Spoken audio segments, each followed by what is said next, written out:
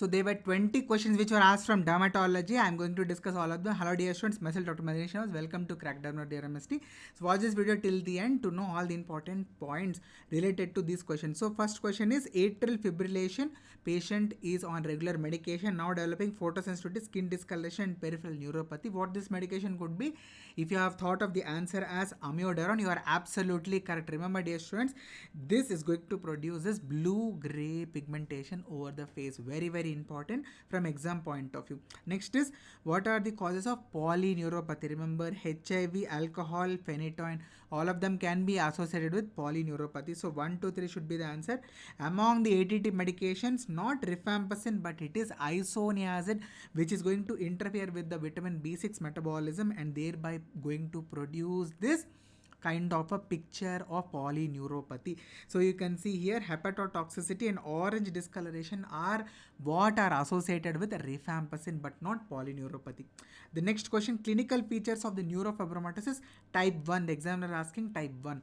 So remember dear students, angiomas loosely maybe the examiner is asking about hamartomas, vascular hamartomas. Yes, axillary freckling and also neurofibromas, all these are features of NF1. So axillary freckling, this is also specifically called as the Crow's sign, which is very pathognomonic for NF1. So why is it not 3? So remember dear students, schwannomas, that too particularly bilateral vestibular schwannomas, are characteristic feature of neurofibromatosis type 2, but cutaneous schwannomas is not a feature even in NF2. So answer here is going to be 1, 2 and 4, that is option B is the correct answer. And here you are able to see these are the axillary freckling which you are able to see. So this is the Crow's sign, which is a characteristic of the neurofibromatosis type 1. You can also see that the patient is also having cafe au lait macule, and here in this picture you can see there are multiple neurofibromas. All these are characteristics of NF1. So one-liner question, which type of anemia is associated with the drug dapsone? Very simple answer, it is going to be hemolytic anemia, most likely because of the G6PD deficiency it is associated with hemolytic anemia.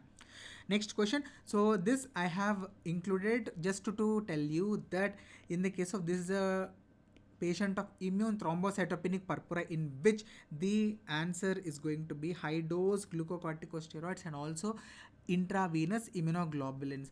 Why am I giving you this point is because the intravenous immunoglobulin are going to be added along with the steroids whenever the patients are going to have very severe kind of presentation of ITP. And in the presentation, did you notice one thing? The patients can have blood blisters in the mouth. Yes, patients can have fluid filled lesions even in the mucosa in the patients of ITP, right?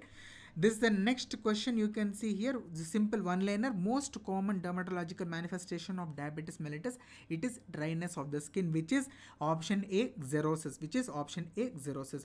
Remember, yes, I know that acanthosis nigricans is associated with insulin resistance and velvety pigmentation, obesity and also diabetes. But remember, the most common cutaneous manifestation in the diabetic individuals is going to be just dryness of the skin. Okay. Right. Next question, which can result in osteoporosis? So remember, phenytoin, lithium, methotrexate, these three can be associated with the osteoporosis, but azathioprine is not associated with osteoporosis. This is just a one-liner type of question. Next, one very important question. So parvovirus B19 is associated with which kind of a rash? This picture is not given in the exam, I have added this. So remember, it is called a slapped cheek rash. And what is the infection associated with parvovirus B19? It is what is called as fifth disease. It is what is called as erythema infectiosum, so which is going to produce this erythema over the cheeks, which is called a slapped cheek appearance. So what is the difference between butterfly rash and the slapped cheek rash? Very important. So this is the butterfly rash. You can see that not only the cheeks but also the nasal bridge is also involved in the butterfly rash, which is very classically seen in the case of systemic lupus erythematosus.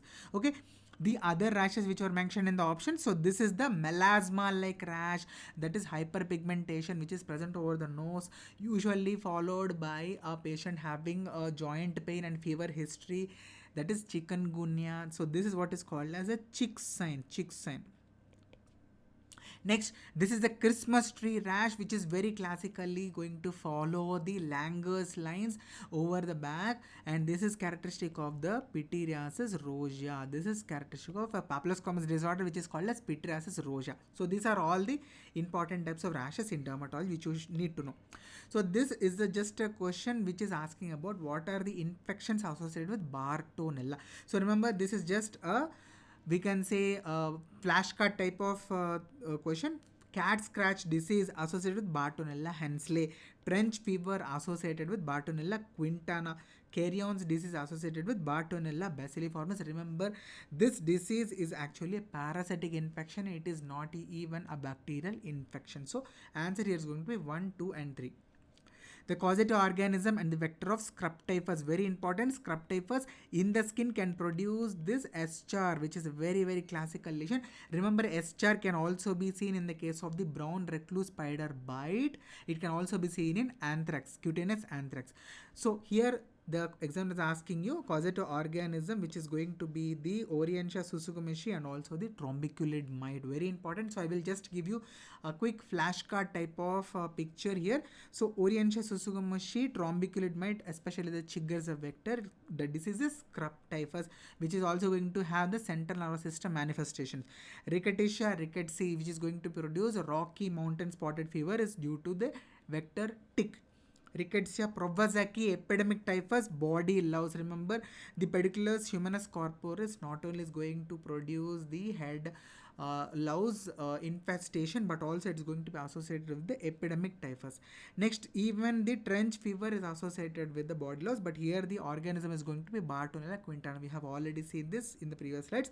So remember, ixodistic, one very important dermatological disease which you need to know is Lyme's disease, in which there's going to be this target lesion developing wherever the tick bites. And what is the organism? It is the Borrelia burgdorferi. It is a spirochete. Okay.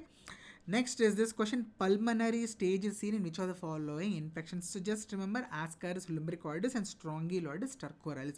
So these are the conditions. So 1 and 2, Onchocerca volvulus is not going to be associated with any pulmonary stage.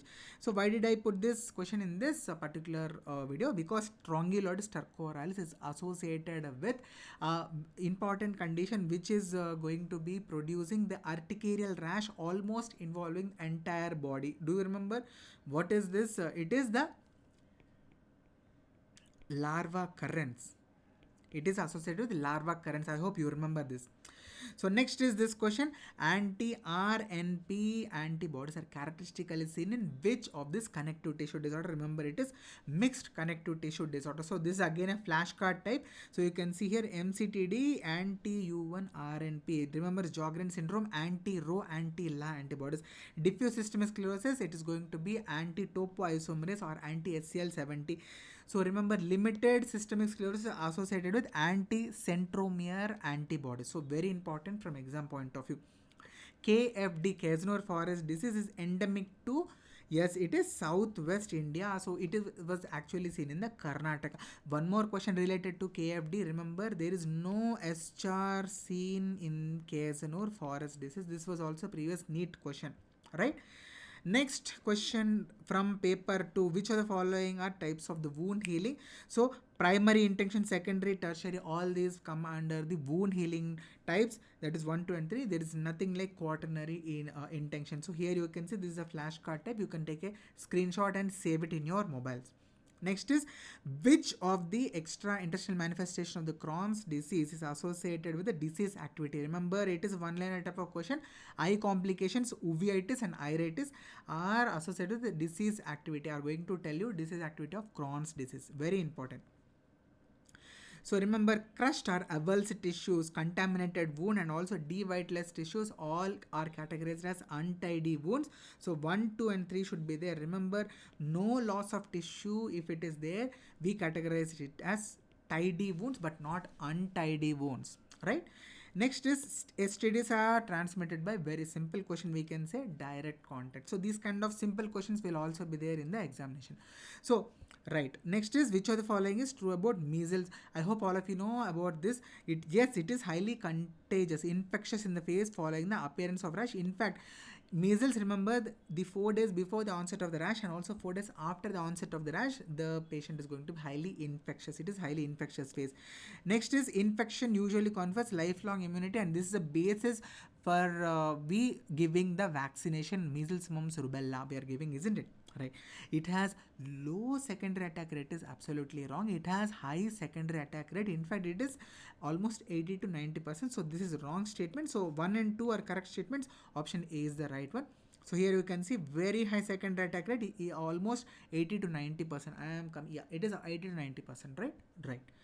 Next is, which of the following is avoided in the first line antiretroviral therapy because of the metabolic toxicity? So many things will happen because of the usage of this stavudine. The patients can have the lactic acidosis, which is going to be fatal.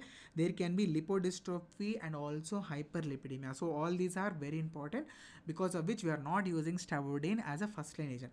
So next is related to the dog bite. Patient is having minor abrasion without any bleeding. So remember, this is going to come under the category 2 according to World Health Organization. So what are we going to now do? Local wound treatment and vaccination. But there is no requirement of giving any immunoglobulin. So what will be the answer here? It is going to be categorized as category 1. No, this is category 2. So yes, it requires local wound treatment, immediate vaccination. So this is also wrong. There is no need for immunoglobulin. So the answer is going to be 2 and 3. So it is option B. So I hope this video was helpful. If so, please hit that like button, and if you have any doubts, you can ask me in the comment section, and the playlist links are there in the comment section, also description. You can check them out and you can watch the other videos.